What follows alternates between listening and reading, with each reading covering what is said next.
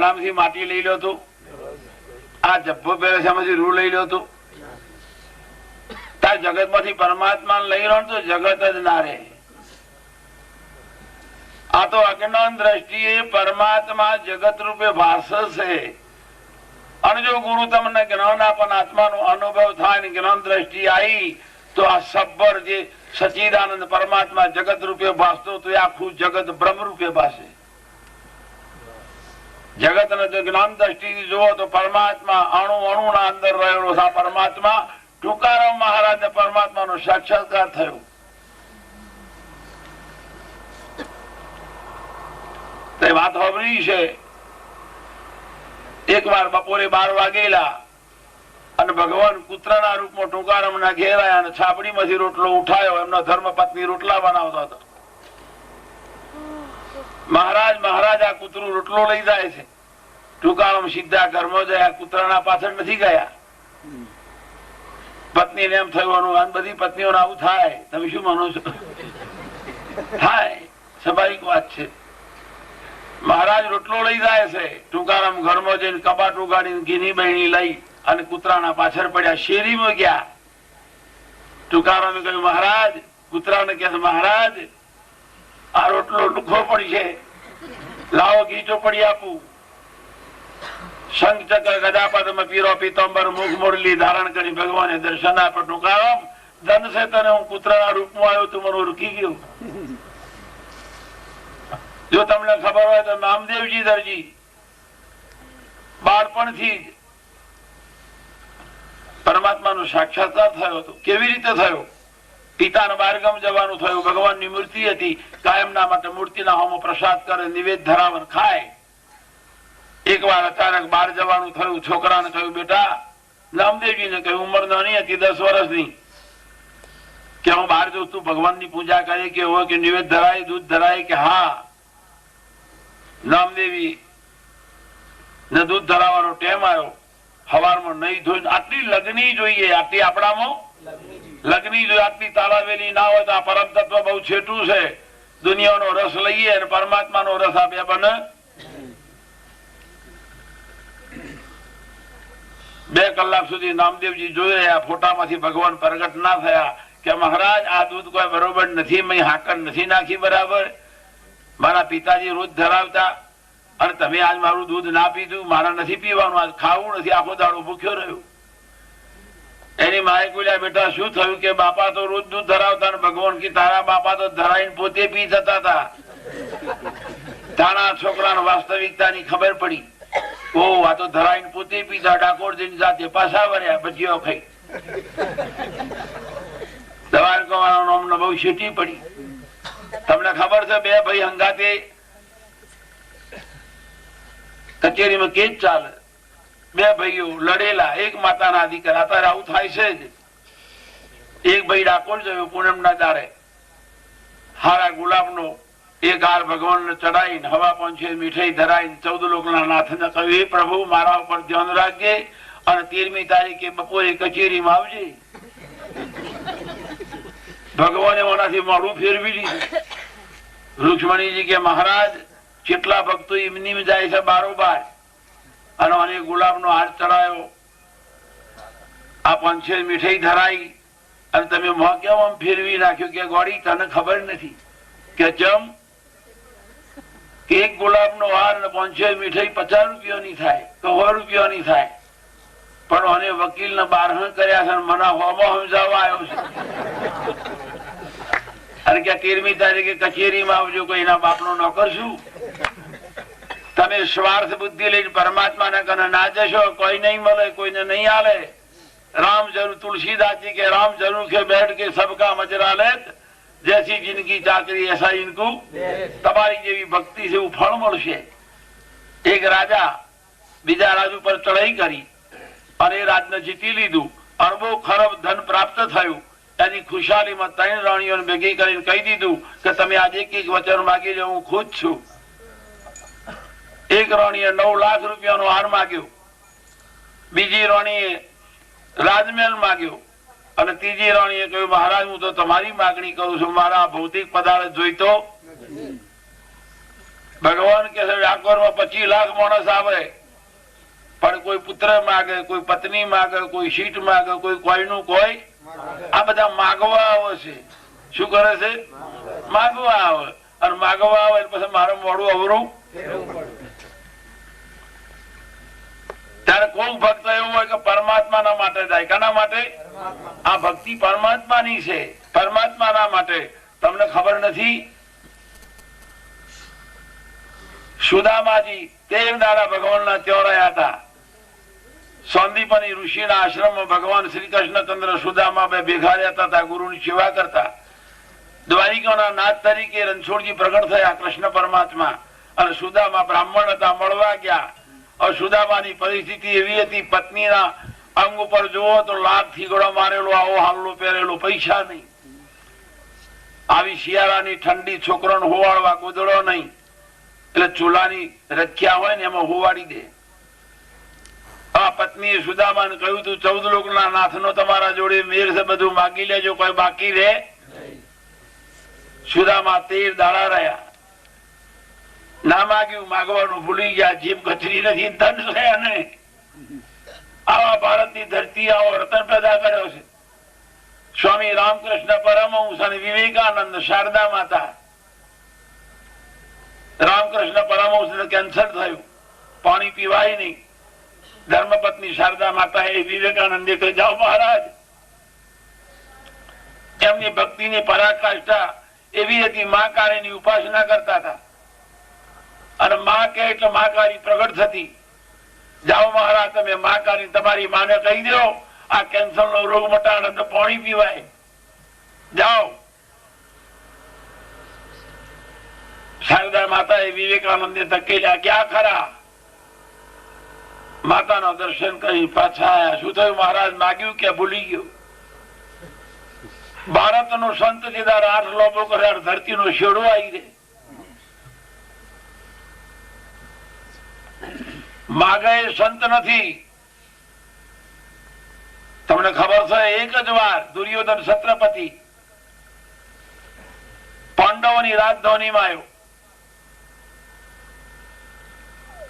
10,000 બ્રાહ્મણો સુવર્ણ થાળી વાયકાના પાત્રોમાં જમતા જોયા. દુર્યોધન ને એમ થયું, ગજબ થઈ ગયું, આટલી બધી સમૃદ્ધિ મારા કને નથી, આ સમૃદ્ધિ આવી ક્યાંથી? એની ચિંતામાં શરીર હુકાઈ ગયું. ધૃતરાષ્ટ્રે પૂછ્યું, દુર્યોધન ખાતો પીતો કેમ હુકાય છે? સાચું બોલ, થયું છે શું? એક દિવસ એને કહ્યું, અચાનક પાંડવોની રાજધાનીમાં ગયો તો 10,000 બ્રાહ્મણો સુવર્ણ પાત્રોમાં ભોજન કરતા જોયા. ધૃતરાષ્ટ્ર કહ્યું, પિતા પુત્રને સાચી વાત કે છે. એ દુર્યોધન, એ તો સતનો પ્રતાપ છે, એમની રેણીનો પ્રતાપ છે. તન મન અને વાણી જેની એક થઈ જાય, જેવું બોલે ને એવું જીવનમાં ઉતરી જાય, એના માટે કોઈ પણ વસ્તુ અશક્ય નથી. આજ રામકૃષ્ણ એક વડ નીચે બેઠેલા હતા, અદ્વૈતની મસ્તીમાં હતા. એ વખતે મુહમ્મદ પેગમ્બર લાલ ટોપી પહેરીને આયા, હાથમાં કાળી વલ્લી અને વલ્લીમાં પીરો ભાત. રામકૃષ્ણને કાંઈ કહ્યું, મોં ફાડો. મોં ફાડ્યું. મુહમ્મદ પેગમ્બરે ભાત પીરો ખવડાવી દીધો. પેગમ્બર ખવડાવીને ગયા. થોડી વાર પછી અદ્વૈતની મસ્તી તૂટી ગઈ. દ્વૈત ભાવમાં આયા, જીવ ભાવમાં આયા. આપણે અત્યારે જીવ ભાવમાં થઈએ. શરીર સાથે જોઈન્ટ થયા છે એટલે જીવ. અને જો શરીર સાથેના જોઈન્ટ જો છૂટી જાય તો તમે પોતે શિવ છો. તમે ડોગર લાવો, ડોગર કોને કહેવાય? જેના અંદર ચોખ્ખો છે. જેના અંદર ચોખ્ખો ક્યારે કહેવાય? ફોતરું ઉપરનું જાય. આ પંચભૂતનું શરીર જોયું એ ફોતરા રૂપી જોયું એટલે તમે અંદર કેવા છો? આ ફોતરા એ ચોખાનો ડોગર કરીને રાખ્યો છે. અંદર શું છે? ચોખ્ખું. પણ ડોગર કેમ બોલાય છે ફોતરાને? એમ પંચભૂતના શરીર આત્માનું નામ જીવ છે. જીવ ભાવ ભગવાન શંકરાચાર્ય કે આવ્યો છે. તું જીવ નથી, તું શિવ છું.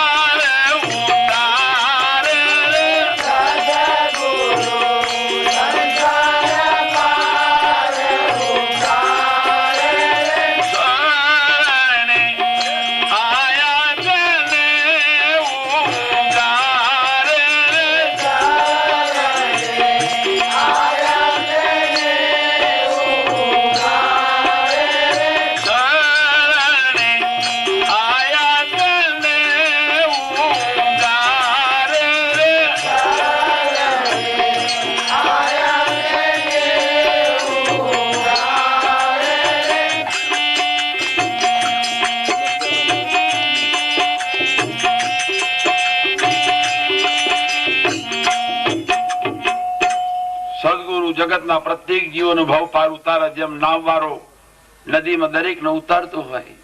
એ પૂછતો નથી નાવવાળો કોણ છો, કેટલી ઉંમરના, ક્યાંથી આયા, કયા ગામથી ક્યાં જવું છે. આવી પડાપૂછમાં નાવવાળો કોઈ દાડો પડે. સદગુરુના શરણે જાઓ. પ્રત્યેક જીવાત્માનું શરણ શીખાવાની શરત છે. શરણે જાઓ, તમને જરૂર કરુણા કરી અને પાર ઉતારશે. જેમ ઝાડ છે એ પોતે તાપ વેઠે, ઉનાળાનો સખત તાપ પડતો હોય, ઝાડ તાપ વેઠે પણ ઝાડના તળે મુસાફર જઈને બેસે એટલે શાંતિ આપે, છાયા આપે છે. તમને ખબર નથી, એક જ તારું અને એક ચાવી, એ ચાવી તારું વાખે ખરી ને તારાને વાખવાની ચાવી જુદી, ઉઘાડવાની આવું બને. એક જ ચાવીથી તારું વખાય, તારું આજ મન પરમાત્માના ચોપો કાઢી દેશે. આજ મન તમને 84 ના ચક્કરમાં, આજ નાવ નદીમાં ડુબાડી દેશે. આજ નાવ નદીના પાર. આવું નથી લાગતું? જો મન તમારું મિત્ર થઈ જાય તો તમને સ્વર્ગલોકમાં લઈ જાય, પરમાત્માના ત્યાં લઈ જાય, મોક્ષમાં. અને જો આ મન તમારું શત્રુ થઈ જાય, તમને 84 ના ચક્કરમાં. 14 બ્રહ્માંડ મનની બાજી છે. બધી વસ્તુ મન સુધી છે. અદ્વૈતની મસ્તી તૂટી, દેવભાવમાં આવ્યા સ્વામી રામકૃષ્ણ પરમહંસ. વિચાર કરવા લાગ્યા અને કગરવા લાગ્યા, એ માં આ તારો રામકૃષ્ણ વટલાઈ ગયું, યવનોના હાથનો ભાત ખાધો છે. પશ્ચાતાપ કરતા કરતા માતાની પાસે માકારી પ્રગટ થયો.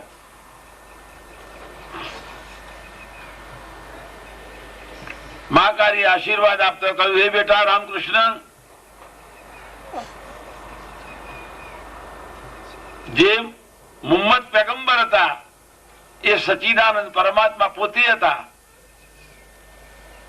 ઓનલી પણ સચ્ચિદાનંદ પરમાત્મા હતી અને ભાત પણ સચ્ચિદાનંદ. અને જે ઝાડ તરફ તમે બેઠા હતા એ ઝાડ પણ સચ્ચિદાનંદ, અને હું એ સચ્ચિદાનંદ, અને તું એ સચ્ચિદાનંદ પરમાત્મા. 14 બ્રહ્માંડ સચ્ચિદાનંદ પરમાત્માના અંદર છે. એ વખતે સ્વામી રામકૃષ્ણ પૂરો અનુભવ થયો. હે માં, ઘણા લોકો એવો ભેદ માને છે કે પરમાત્મા કરતા માતાની ઉપાસના પણ અલકી છે. પણ ખરેખર માતાની ઉપાસના કરો અથવા પરમાત્માની ઉપાસના કરો, બંને બરોબર છે. કેમ કે પરમાત્માની શક્તિ એ માયા છે અને પોતાની શક્તિના અંદર 14 બ્રહ્માંડ રચાયો છે.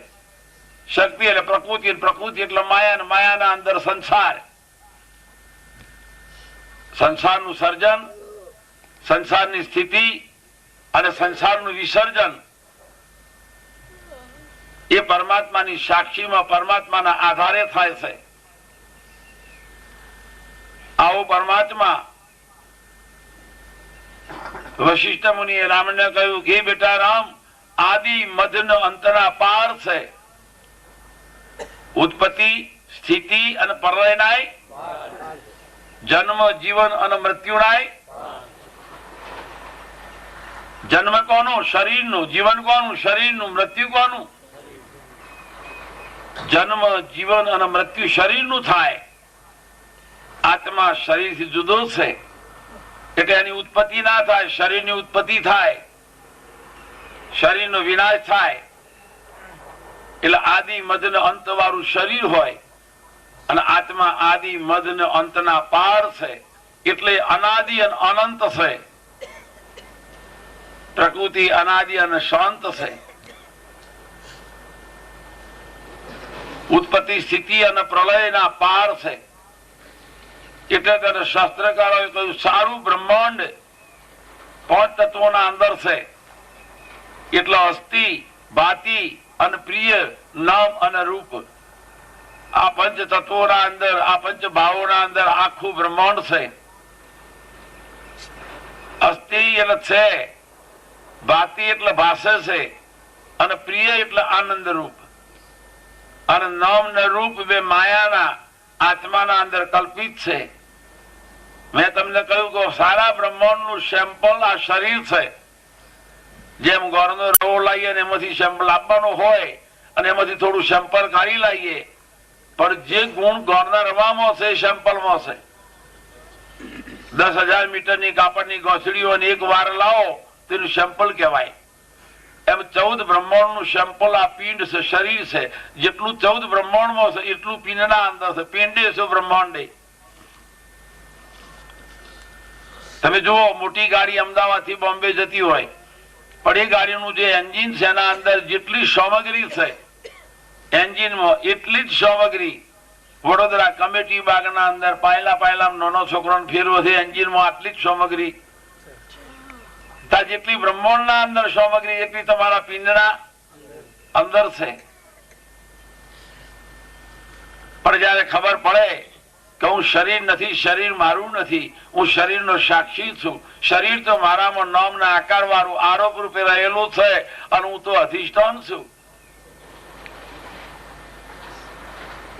આવું જયારે જ્ઞાન થાય ત્યારે જીવાત્માને પોતાના સ્વરૂપનો, પરમાત્માના સ્વરૂપનો અનુભવ થવા માંડે છે. અરે એકડા બનાનો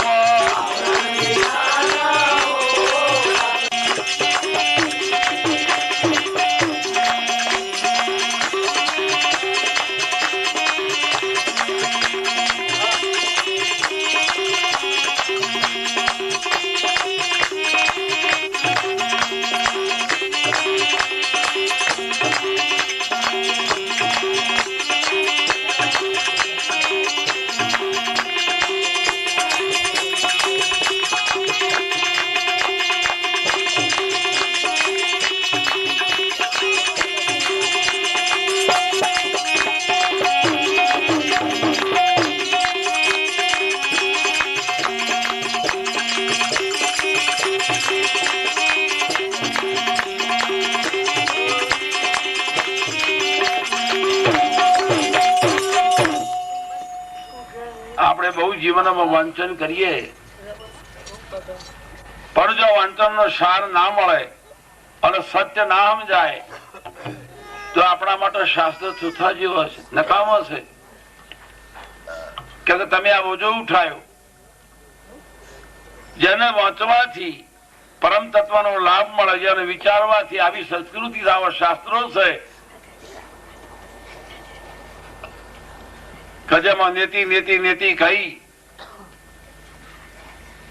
અને અનિત્ય ભાગ દૂર કરી નિત્યની ઓળખાણ કરાવે છે. આવા શાસ્ત્રો વાંચવા થતો નકામો છે. કદાચ બહુ છટા રાખીને 2-4 લાખ માણસ ભેગું થાય અને પ્રવચન કરીએ, બહુ વક્તવ્ય કરીએ, પણ જો જીવનમાં રહેણી ના હોય તેના માટે નકામું છે. રહેણી ના આવે તો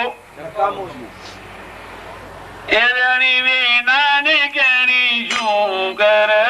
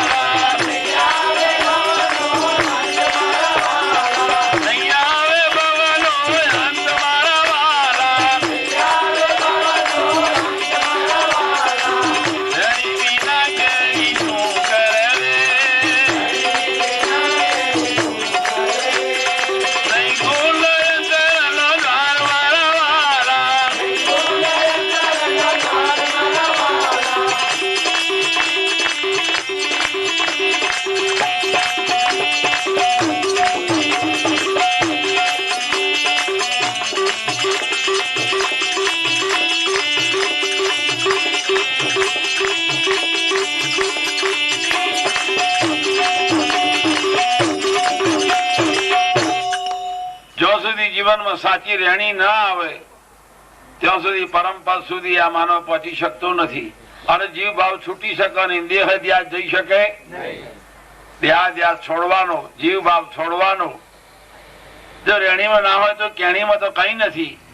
કેણીથી કોઈ રામ રીજે? રામ તો રહેણીથી રીજે. આપણે થોડું ઘણું શાસ્ત્રમાંથી ગુખી લઈએ, ગમે ત્યાંથી શબ્દો બધા ભેગા કરીએ અને ભેગા કરી અને એનું વક્તવ્ય આપીએ, પણ આપણા અંતરમાં એમાંનું કઈ છે જોઈએ એટલો લાભ થાય આપણા માટે કઈ નથી. ત્યારે મહાપુરુષો કહે જો આવરણ જ નથી, જો તમને સ્વયં નું જ્ઞાન થાય તો આત્મા તો સ્વયં છે. એ સ્વપ્રકાશ છે, પરપ્રકાશ નથી. શરીર પરપ્રકાશ કહેવાય, લાકડી પરપ્રકાશ કહેવાય. કરી લાઈટ ની લાકડી આપણા કને છે નહીં.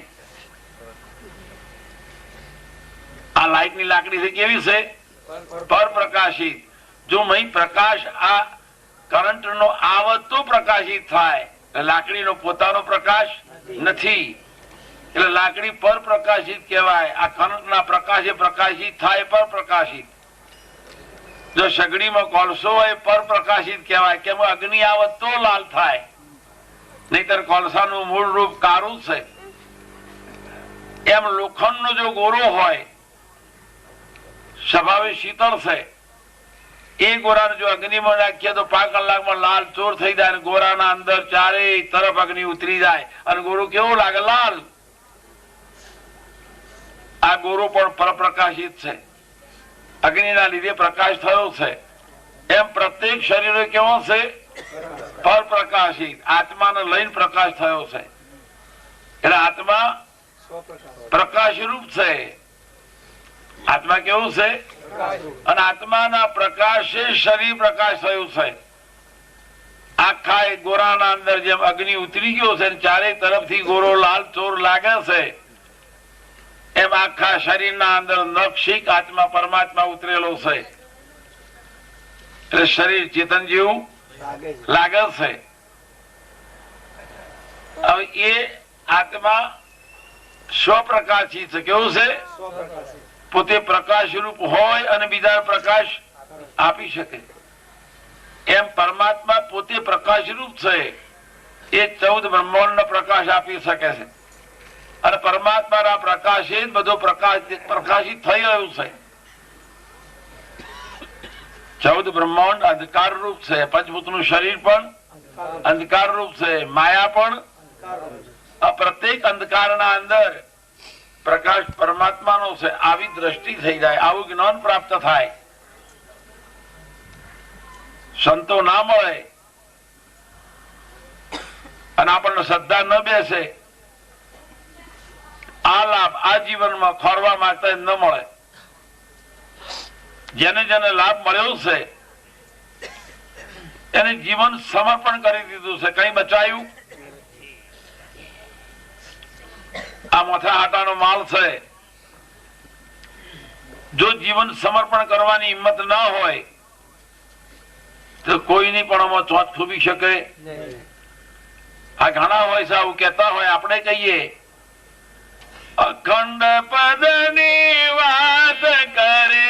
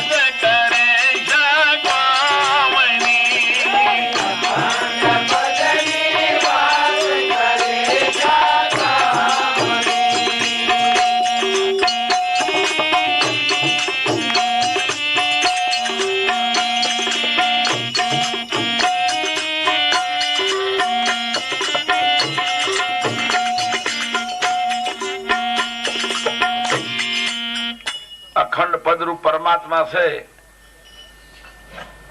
એની પ્રત્યેક ક્ષણે આપણે વાતો કરતા આવીએ. પણ જો તમે અંતરમાં નિહાળીને જો અંતરમાં દ્રષ્ટિ નાખો તો ખબર પડે કે આપણું મન ચંચલ છે, સ્થિર નથી. એક સેકન્ડ વાર જો આ મન સ્થિર થતું નથી, જે અખંડ પરમાત્મા છે એનો અનુભવ શી રીતે થાય? જો આ મન સ્થિર થાય, મનમાંથી વિકારો જાય, કામ ક્રોધ લોભ મોહ આશા તૃષ્ણા બધા વિકારો છે. અને પ્રત્યેક વિકારો, પ્રત્યેક વાસનાઓ, પ્રત્યેક આશાઓ આ બધી મનના અંદર ઘર કરી બેઠેલી છે. આ બધા વિચારો, વાસનાઓ, આશાઓ જો મનમાંથી દૂર ના થાય, મન ખાલી ના થાય, તો અખંડ તત્વની વાતો કરવાથી લાભ ન થાય. જે લાભ જોઈએ છે, અનેક જન્મોનો ફેરો આ જન્મે જો મટાડવો જ હોય તો આ મનને નિર્વિકારી કરવું પડે. અને જો વિકાર રહિત મન થાય તો આ મન જ્યાંથી ઉપજ્યું છે ત્યાં લય થઈ જાય. એટલે આપણે આગળ કહ્યું હતું, મનનો મેલ રે મેલીને વારગ જાલી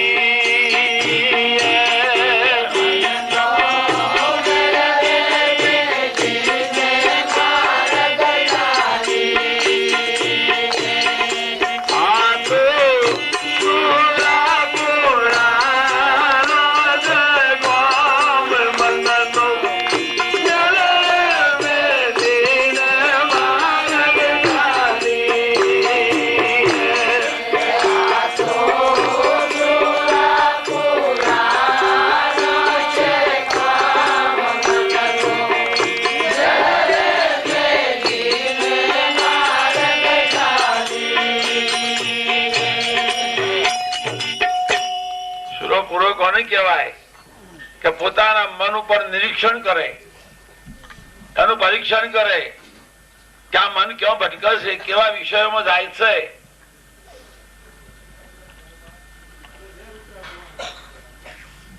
જયારે પોતાના મનનું નિરીક્ષણ કરે એને ખબર પડી જાય તાર મનના અંદર જે મેલ છે, મન બગડેલું છે, કલુષિત થયેલું છે, મોનક અગ્નિમાં નાખેલું કોલસો